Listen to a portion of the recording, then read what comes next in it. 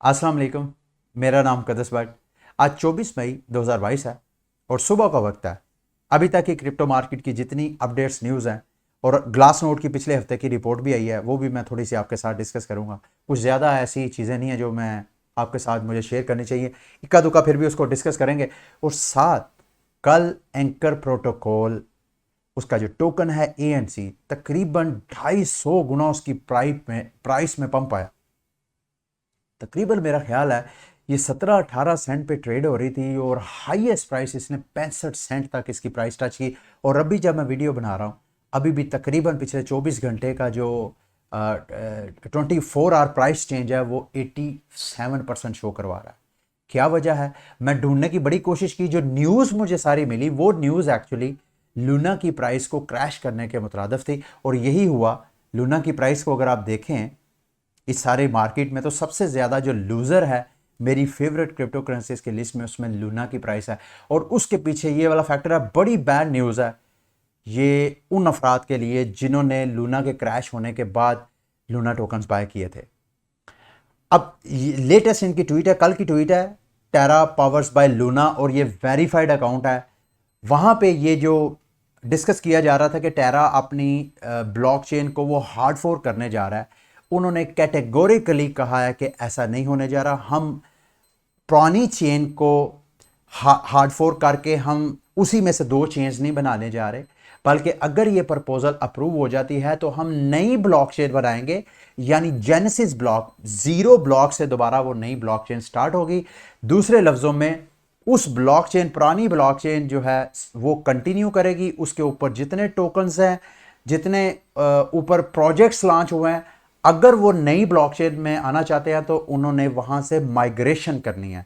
तो पुराना record normally होता ही है कि हार्ड फोर्क जब किया जाता है तो नई चेन जो बनती है वो पुरानी चेन का सारा रिकॉर्ड कंटिन्यू करके आगे से नए ब्लॉक्स ऐड करना शुरू कर देती है। लेकिन उन्होंने कैटेगोरिकली इस चीज़ से इनकार किया। अब इसका नुकसान क्या है as a Terra, as a Luna holder, as a USD holder? जिन जिन लोगों ने क्रैश के बाद इसमें इन्वेस्टमेंट की थी उनके पास सिर्फ और सिर्फ लूना क्लासिक के टोकन, और जितने उनके पास टेरा ब्लॉकचेन के ऊपर टोकन पड़े हुए हैं सिर्फ वो टोकन रह जाएंगे और उनकी कोई वर्थ है नहीं है। आप इसका अंदाज़ा खुद लगा सकते हैं। जब सारा फोकस टेरा का, टेरा वर्जन 2 पे होगा तो पीछे इन्वेस्टमेंट कौन करेगा? तो ये एक लॉस्ट कॉज है। जिन लोगों ने उधर इन्वेस्टमेंट किया उनके लिए बहुत बुरी न्यूज़ है। अभी भी मैं आपको रिकमेंड करूंगा, अगर आप अपने रिस्क को मिनिमाइज करना चाहते हैं तो अच्छी प्राइस पे देख के तो आप मार्केट से आउट हो सकते हैं। नो बडी नोस कि शायद ज़्यादा चांसेस यही हैं कि वो जो लूना क्लासिक बनेगी उसमें की गई इन्वेस्टमेंट के का नुकसान है, उसका रिस्क है, क्योंकि जैसे ही टेरा वर्जन 2 स्टार्ट होगा सारे इन्वेस्टर वहाँ पे शिफ्ट हो जाएंगे और पीछे जो टेरा क्लासिक है वो बिल्कुल बेकार हो जाएगी। ये मेरी अंडरस्टैंडिंग है जो कि गलत भी हो सकती है। इस हिसाब से आपने तैयारी करनी है। मैंने सोचा मैं आपको अपडेट करता जाऊँ। अच्छा, एक और चीज़, सिर्फ एंकर प्रोटोकॉल की प्राइस ही 250 गुना पंप नहीं हुई। इसके अलावा टेरा ब्लॉकचेन के ऊपर लॉन्च होने वाले जो दीगर प्रोजेक्ट्स हैं, जैसे प्रिज्म प्रोटोकॉल है, स्टेडर लैब्स है, रैंडम अर्थ है, वन प्लैनेट है, और बहुत से जिसने जितने टेरा ब्लॉकचेन के ऊपर टोकन्स थे, प्रोजेक्ट्स है, उन्होंने स्नैपशॉट लेना शुरू कर दिए हैं अपने इन्वेस्टर्स के। और इसका मतलब यह है कि वो अब वहाँ पे शिफ्ट होंगे। और इनमें से बेशुमार प्रोजेक्ट्स ऐसे हैं जिनकी प्राइसेस को भी 200 गुना, 500 गुना प्राइस में पंप आया। एस्ट्रोपोर्ट ने भी, ये देखें, उन्होंने ट्वीट भी बाकायदा किया, from the Celestial hedge a plan emerges for the future of Astroport. Astroport ने टेरा 2 की तरफ शिफ्टिंग करने का अनाउंसमेंट किया, बाकायदा उन्होंने मीडियम पे आर्टिकल लिखा है, तो उनकी प्राइसेस में भी पंप आया। इसके अलावा एक और गुड न्यूज़ जो मैं समझता हूँ टेरा के हवाले से हो सकती है, वो MEXC एक्सचेंज है, जैसे बाइनांस इस तरह की टॉप एक्सचेंजेस में शामिल होती है। उन्होंने एक तरह की वोटिंग करवाई है अपने जो जितने भी उनके MEXC के यूज़र्स हैं उनसे, कि अगर आप चाहते हैं तो जो जो बंदा लूना USDT पेयर के ऊपर ट्रेडिंग करेगा उस ट्रेडिंग फीस से जितना अर्न करेगी MEXC एक्सचेंज, वो सारा लूना मार्केट से बाय करके उसको बर्न एड्रेस पे फेंक देगी। अभी इसकी वोटिंग जारी है। उन्होंने कहा कि अगर 50% जो यूज़र्स हैं MEXC की, अगर वो वोट करते हैं कि भाई हमें करना चाहिए, जितने उनके यूज़र हैं, तो फिर वो इस तरह करेंगे। अगर वो ऐसा करेंगे भी तो जो मैंने स्टार्ट में आपको चीज़ बताई है कि वो पुरानी ब्लॉकचेन को तो वो कंटिन्यू करेंगे ही नहीं। तो वो बर्न करने का मैकेनिज्म का कोई फ़ायदा मुझे लग नहीं रहा। मुझे नहीं लगता ये इनकी जो प्रपोजल है ये आगे कोई मटीरियलाइज होगी। अच्छा, इस हवाले से आप ये देखें कि इसके अलावा कल जब बीटीसी की प्राइस ने क्रैश किया, सारी मार्केट थोड़ा सा फिर डिप लिया, लेकिन जो ट्रॉन का टोकन है उसकी प्राइस आपको कल भी दोबारा तकरीबन 8 सेंट से ज़्यादा उसकी वैल्यू गई। अब मैं सोच रहा था कि यार क्या वजह है, और जब से ये देखें यहाँ पे इसकी 9 सेंट से इसकी प्राइस गई थी लूना के क्रैश से पहले, तकरीबन 8 मई की, हाँ 8 मई को ये सबसे ज़्यादा प्राइस एप्रिसिएशन वाला टोकन था। लेकिन उसके बाद जैसे ही 9 मई को लूना का क्रैश शुरू हुआ, ये भी क्रैश हुआ टोकन TRX, लेकिन वो बड़ी उसके थोड़ी देर बाद उसने दोबारा अपनी प्राइस रिकवरी की, और अभी भी TRX मेरी नज़र में जो दीगर ब्लॉकचेन्स हैं उनमें सबसे अच्छा परफॉर्म करने वाला टोकन है। और उसकी वजह मार्केट में जो रिस्क टेकर हैं उसकी कमी नहीं है, बावजूद इसके कि टेरा का UST एल्गोरिथमिक स्टेबल कॉइन ने मार्केट का तकरीबन 40 अरब डॉलर रुपया वो गायब कर दिया है, लोगों का नुकसान हो गया। इसके बावजूद लोग जो हैं वो इंटरेस्ट और रिस्क लेने से बाज नहीं आ रहे। तो इसके स्टेबल कॉइन की लॉन्चिंग के हवाले से मार्केट में एक्साइटमेंट है। क्यों एक्साइटमेंट है? क्योंकि जैसे टेरा ने अपने ब्लॉकचेन को सक्सेसफुल करने के लिए UST की स्टेकिंग के ऊपर 20% APR ऑफर करवाया था, ये 40% तक APR ऑफर करवा रहा है। तो ह्यूज रिवॉर्ड ऑफर करवा रहा है। इसका मतलब यह है कि मार्केट में जो रिस्क टेकर हैं वो मज़ीद चांस लेंगे, और अगर चांस लेंगे, अगर ये ब्लॉकचेन थोड़ा सा मोमेंटम पकड़ती है, मार्केट थोड़ी सी रिकवरी करती है, तो TRX की प्राइस जो है दोबारा आपको ऊपर जाती हुई नज़र आएगी। मैंने खुद TRX के ऊपर ग्रिड बॉट ट्रेडिंग की ट्रेड लगाई हुई है। अच्छा, आगे मैं बढ़ने से पहले ये एक इन्वेस्टमेंट स्ट्रेटजिस्ट है, इनका नाम है जी स्कॉट मेनर्ड। इनकी कल एक इंटरव्यू हुआ, CNBC ने इंटरव्यू किया, तो इसके दौरान बिल्कुल अजीबोगरीब इन्होंने बात की। उन्होंने कहा जी अगर BTC 30,000 की जो सपोर्ट है उसको ब्रेक कर रहा है, उससे आगे नहीं जा रहा, तो अगर इसको ब्रेक करके नीचे चला जाता है तो बकौल इनके BTC की प्राइस जो है वो $8,000 तक भी जा सकती है। ये मुझे इसकी समझ नहीं आई ये क्यों इन्होंने ऐसे कहा है, क्योंकि बिटकॉइन का अगर ऑन चेन एनालिसिस देखा जाए, आप खुद बेशक जाके BTC का चार्ट खोलें, ट्रेडिंग व्यू के ऊपर इंडेक्स चार्ट उनका ओपन करें BTC का, और आप देखेंगे कि BTC कभी हिस्ट्री में ऐसे नहीं हुआ कि उसने जो अपना last time all time high बनाया होता है उससे नीचे प्राइस गई हो। बल्कि एक बुलेटिन में मैंने बाकायदा इस चीज़ को डिस्कस भी किया था, शायद हफ्तों महीनों पहले की बात है। आप खुद जाके चार्ट में देख लें, इस वक्त जो पिछली बार बुल मार्केट हुई थी, उस बुल मार्केट में BTC ने अपना ऑल टाइम हाई बनाया था तकरीबन 19,700, कभी ऐसे नहीं हुआ।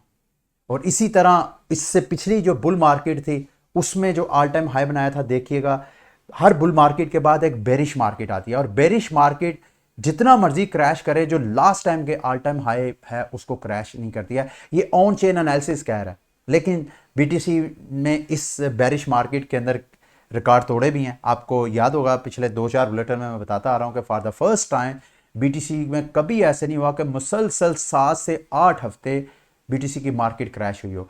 लेकिन चलें, इनका मैं इंटरव्यू सुना था, इन्होंने साथ कहा कि ये मार्केट अगर ज़्यादा देर इसी तरह बैरिश रहती है तो मार्केट में 2 क्रिप्टो करेंसीज लाजमी सर्वाइव करेंगी, एक है BTC और एक है इथेरियम। बाकी जितनी इनके बकौल, इस इन्वेस्टमेंट स्ट्रेटजिस्ट के बकौल, बाकी मार्केट की जितनी क्रिप्टो करेंसीज है वो सारी फजूल हैं और मार्केट से वो डिसअपेयर हो जाएंगी, या वो इतनी नीचे गिर जाएंगी कि वो बिल्कुल यूजलेस हो जाएंगी। ये इनकी ओपिनियन है, ज़रूरी नहीं आप इसे एग्री करें। अच्छा जी, मैं जो ग्लास नोट का पिछले हफ्ते की रिसर्च रिपोर्ट देख रहा था ऑन चेन एनालिसिस, इसमें उन्होंने कहा कि ऐसा महसूस हो रहा है कि for the first time crypto market जो है उसमें नॉर्मली जब कभी मार्केट क्रैश करती है तो उसके फ़ौरन बाद जो नए नए बायर आते हैं या वही पुराने बायर जो हैं वो दोबारा मार्केट में एंट्री डालते हैं। इनके ऑन चेन एनालिसिस के बकौल ये आहिस्ता आहिस्ता ये जो रिटर्न है इन्वेस्टर्स का वो स्लो होता जा रहा है, और ओबियसली इनके एनालिसिस के मुताबिक के साथ साथ मैं आपको दूसरा भी जो पूरी दुनिया के मैक्रो इकोनॉमिक चेंजेस हैं वो शायद मेजर फैक्टर है। और दूसरा इन्होंने इथीरियम के साथ कंपेयर करने की भी कोशिश किया, बल्कि मैं इसी को ज़रा जो इन्होंने बात की है इसको मैं देख रहा था। पिछले साल मई में जब अप्रैल में BTC ने अपना ऑल टाइम हाई बनाया था 64,000, उसके बाद मार्केट जो है दोबारा जब रिकवरी की आई तो उसको तकरीबन 98 डेज, तकरीबन 100 डेज के अंदर अंदर ये मार्केट जो थी वो बैरिश हुई, और उसके बाद फिर तकरीबन 98 डेज के बाद जो है मार्केट ने मोमेंटम पकड़ना शुरू किया। यहां पे आप देखें ये सारी ग्रीन आपको कैंडल्स नजर आ रही हैं। यहां से मार्केट ने आफ्टर अ लॉन्ग पीरियड तकरीबन 3 माह की बैरिश इन्वायरमेंट के बाद, बैरिश मार्केट के बाद मार्केट ने फिर मोमेंटम पकड़ा, फिर आहिस्ता आहिस्ता आहिस्ता आहिस्ता मार्केट ऊपर गई। लेकिन इस बार जब बीटीसी ने अपना नवंबर में $69,000 का ऑल टाइम हाई बनाया, तो तकरीबन उस ऑल टाइम हाई से आज तक 194 डेज, तकरीबन 200 दिन हो गए हैं, बीटीसी की मार्केट अभी भी लोएस्ट प्राइस पे ट्रेड हो रही है। और यही वजह है कि जो ग्लास नोट के रिसर्चर्स हैं उन्होंने नोट किया कि जो दुनिया के global economic macro economic changes हैं, उस वजह से इन्वेस्टर जो है वो पैसा रोक के बैठा हुआ है, तो वो मार्केट में नहीं आ रहा। और इनके बकौल, इनकी रिसर्च के बकौल शायद ये ट्रेंड जो है अगले 6 माह, 1 साल या बीटीसी की नेक्स्ट हाल्विंग तक यही ट्रेंड रहे। और साथ इन्होंने बीटीसी का इथीरियम के साथ भी कंपैरिजन किया कि ये दोनों बेरिश मार्केट में कैसा परफॉर्म करते हैं और बुलिश मार्केट में कैसा परफॉर्म करते हैं।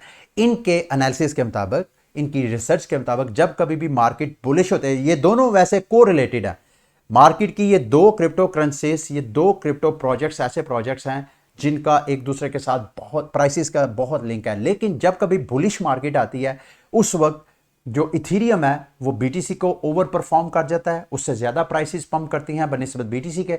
लेकिन जब कभी मार्केट बैरिश होती है तो बीटीसी इसको आउट परफॉर्म कर देता है इथीरियम को। यानी जब कभी मार्केट में फियर और पैनिक होता है, उस वक्त इन्वेस्टर बीटीसी को अपना सेव हेवन समझते हैं, जबकि मार्केट पंप कर रही होती है उस वक्त इन्वेस्टर जो है वो इथीरियम में इन्वेस्टमेंट करके वहाँ ज़्यादा प्रॉफिट कैश आउट करवाने की कोशिश करता है। और उसकी वजह भी है क्योंकि बीटीसी ऑलरेडी इतना ज़्यादा पंप हो गया, उसमें मार्केट कैपिटल ऑलरेडी इतना ज़्यादा आ गया कि उसको 10% पंप करने के लिए अच्छा खासा पैसा चाहिए, जबकि इथीरियम को पंप करने के लिए उससे कई दर्जे कम इन्वेस्टमेंट अगर इथीरियम में की जाए तो उसमें 10% तक प्राइस अप्रिशिएट की जा सकती है।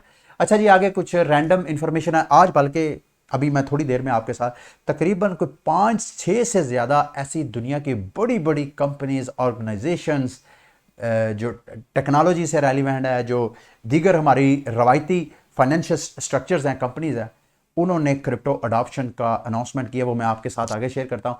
लेकिन इस बेरिश इन्वायरमेंट के अंदर और जो ऑक्सी इन्फिनिटी की पुअर इकोनॉमी है, पुअर बिजनेस मॉडल है, उसके नताइज अब सामने आना शुरू हो गए हैं कि इस सारे बेरिश इन्वायरमेंट के अंदर मोर देन हाफ, तकरीबन 50% से भी ज़्यादा जो ऑक्सी इन्फिनिटी प्लेयर थे वो ऑक्सी इन्फिनिटी को छोड़ के दूसरी गेम्स की तरफ चले गए हैं या उन्होंने क्रिप्टो से वैसे ही एग्जिट कर लिया। और साथ जो एसएलपी होल्डर्स हैं वो 17,70,000 से कम होकर 16,60,000, तकरीबन 1,10,000 जो एसएलपी होल्डर्स हैं उनमें भी कमी आई है।